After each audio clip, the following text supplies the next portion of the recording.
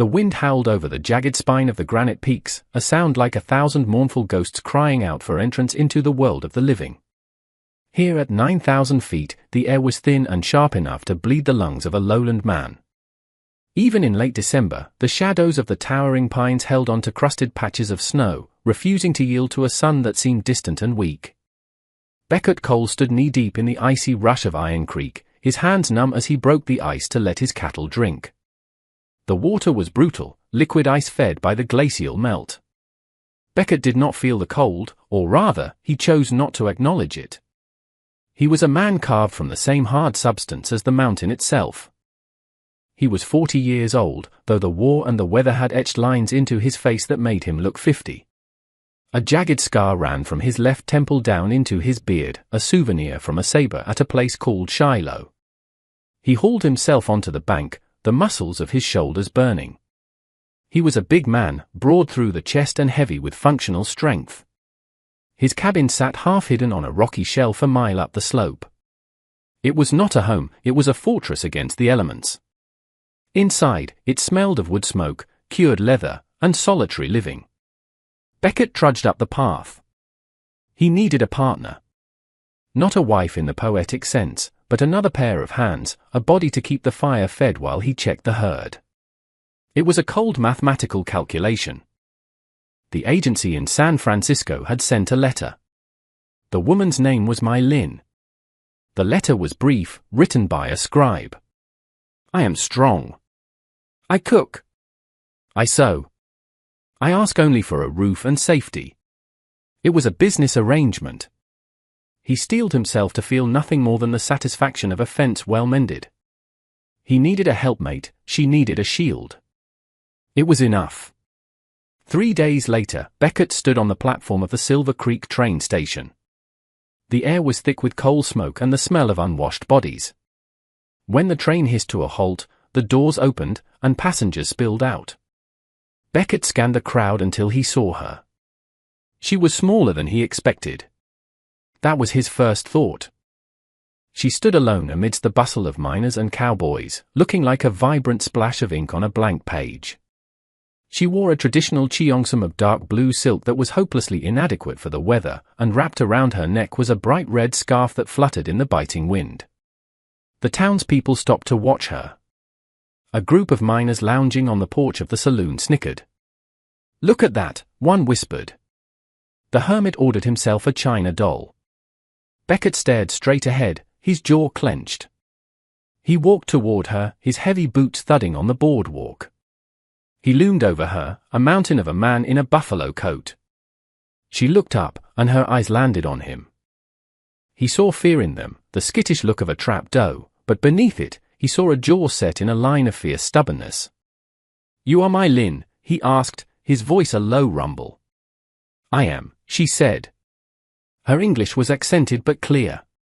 She clutched a small carpet bag to her chest. "I am Beckett," he said.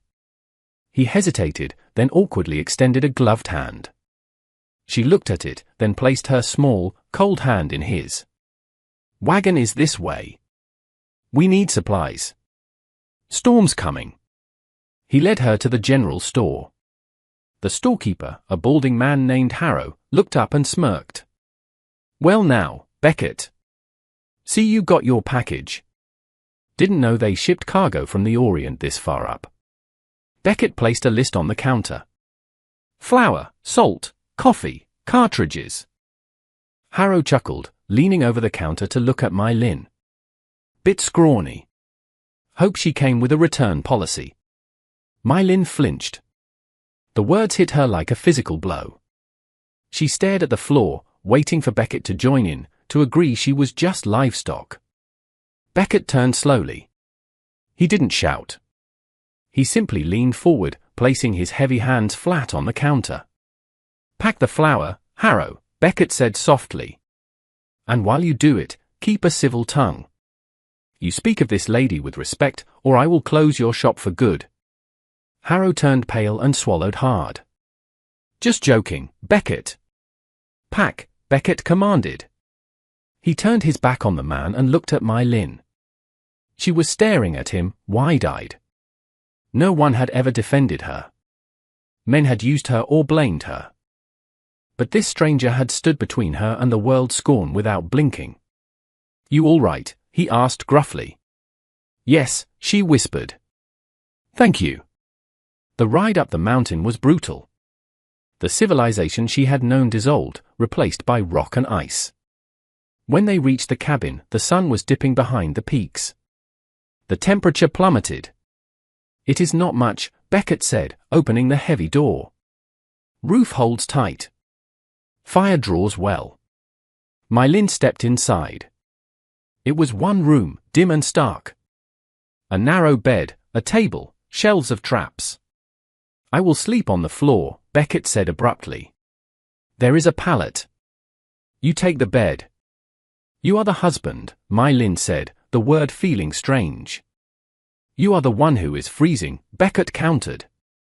"I am a hard man, Mylin. I do not have soft words. But I promise you this, I will never lay a hand on you in anger. I will provide the wood and the meat. I expect you to do your share. And I expect you to stay." "I have nowhere to run," Mylin said steadily. "I will do my duty." The days that followed were a brutal education. The mountain did not care that Mylin was city-bred. The cold was a constant enemy. She learned to bake bread in the smoke-stained Dutch oven. She learned to wash clothes in boiling water, her fingers turning red and raw. One afternoon, Beckett returned early to find her struggling with the axe near the woodpile. She was swinging with all her might, but the blade bounced off the frozen pine. "You are fighting the wood," a voice rumbled. Mylin jumped. Beckett stepped closer. "Your feet are wrong. If the axe glances, you will take your leg off." He moved behind her. He didn't take the axe. Instead, he reached around, covering her small hands with his large ones on the handle. Mylin froze. He was suddenly everywhere, a wall of heat against her back. He smelled of pine resin and tobacco. "Spread your feet," he murmured. "Let the weight of the head do the work." He guided her arms up. They moved as one. For a second, the awareness of his body pressed against hers was absolute. They swung the axe down. The blade bit true, splitting the pine with a clean crack. Beckett didn't move immediately. The silence stretched, charged and vibrating. Then, as if he had touched a hot stove, he jerked back. "That is the way of it," he stammered, his face flushed. "I have cattle to check." He turned and walked away fast. Winter deepened. The snow drove horizontally against the logs. Inside, the cabin was a small island of warmth. They fell into a rhythm. She cooked simple meals of rice and venison. He repaired the barn. They spoke little, but the silence began to lose its edge. One evening, by the fire, Mylin stopped sewing. "You asked why I came," she said softly. Beckett looked up from oiling his rifle. "In San Francisco, there was a man," she said, staring into the flames. "Mr. Drake. He was powerful. He wanted me for his collection. He told me I had no choice. When I refused, he sent men to take me. I fought them. I used my sewing scissors." She looked at Beckett. "I hurt a man. I ran. I am a fugitive, Beckett. If they find me..." Beckett set the rifle down. He looked at the scar on his own hand, then at her. "You defended yourself," he said.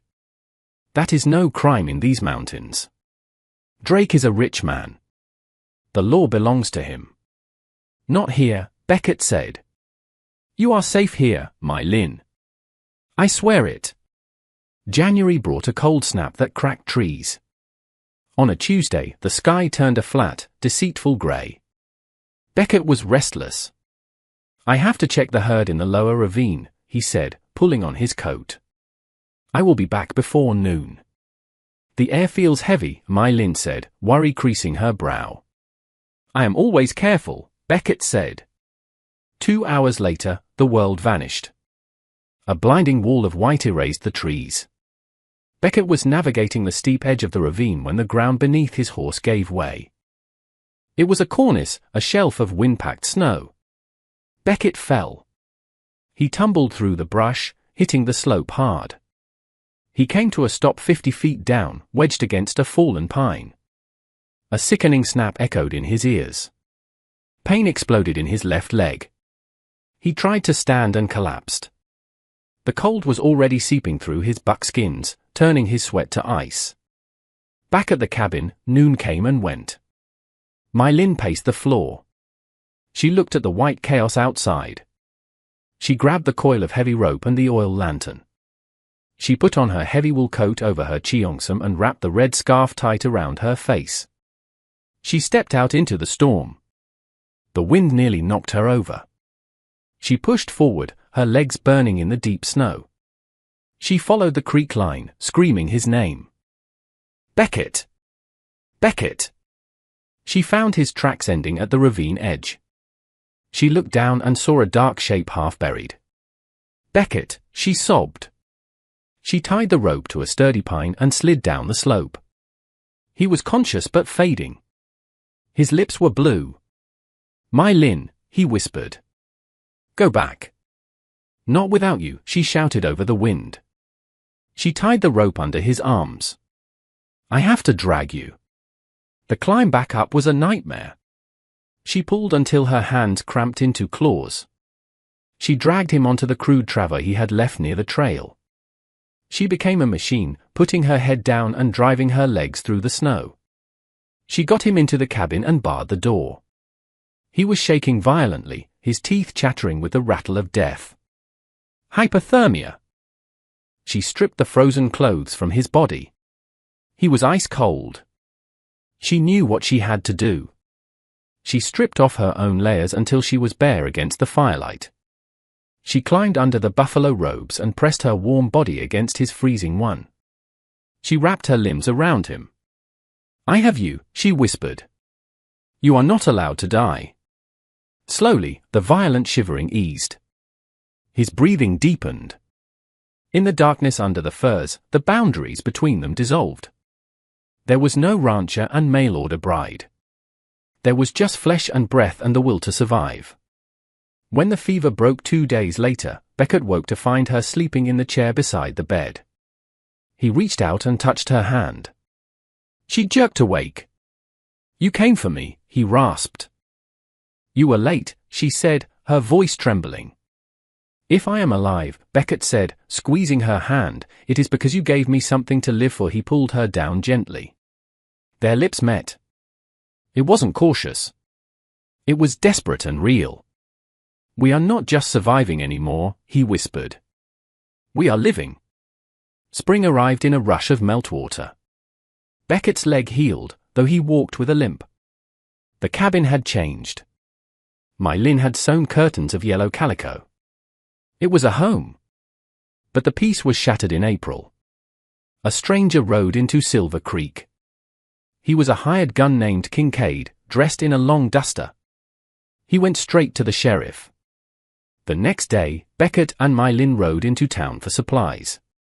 The atmosphere was poisonous. Sheriff Brady stepped out of his office, flanked by Kincaid.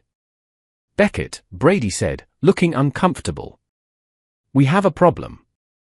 Kincaid stepped forward, holding a warrant. Mylin, he announced, his voice smooth and cruel. Wanted in San Francisco for grand larceny and attempted murder of Mr. Cornelius Drake. The townspeople gathered, whispering. I knew she was trouble, someone muttered.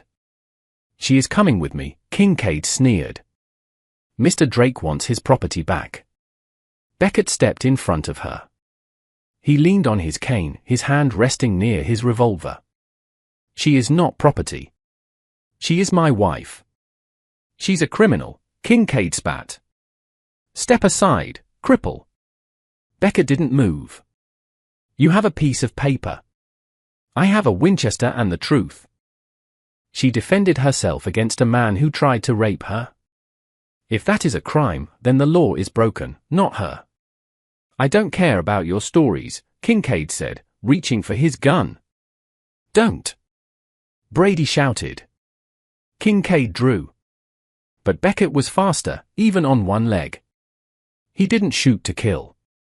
He fired a single shot that struck the dirt inches from Kincaid's boot, sending a spray of mud into the gunman's face. Kincaid stumbled back, blinded. Beckett stepped forward, jamming the barrel of his rifle under Kincaid's chin. "You listen to me," Beckett growled, his voice thundering through the street. "I saw fields of dead men in the war. I know what evil looks like. It looks like a man who hunts women for money. You go back to Drake. You tell him that my Lynn is a coal now. And if he sends another man, I will bury him in the ravine." He looked at the sheriff. "Brady, are we going to have a problem?" Sheriff Brady looked at Kincaid, trembling and muddy, then at my Lynn, standing proud in her cheongsam. "No problem, Beckett," Brady said, spitting on the ground. "Get this trash out of my town. Warrant's no good here." Kincaid scrambled onto his horse and galloped away, humiliated. The town was silent. Then, the storekeeper, Harrow, stepped forward. He took off his hat. "Mrs. Cole," he said awkwardly. "I have some fresh silk coming in next week. Thought you might like first look." My Lynn nodded slowly. "Thank you, Mr. Harrow." They rode back up the mountain as the sun set, bathing the peaks in gold. They stood on the porch of the cabin, watching the light fade. My Lynn pressed a hand to her stomach. "Beckett," she said softly. "My bleeding is late." Beckett froze. He placed his large, scarred hand over hers. "A baby?" "Yes," she smiled. "A son, I think. We should name him Thomas." Beckett pulled her into his arms, tears stinging his eyes. They had survived the winter, the wolves, and the past. They had found the only thing that mattered. "Thomas," he agreed. "He will know this mountain. And he will know his mother was the bravest woman who ever walked it." The wind sighed through the pines, no longer a mournful ghost, but a lullaby for the life beginning in the high country.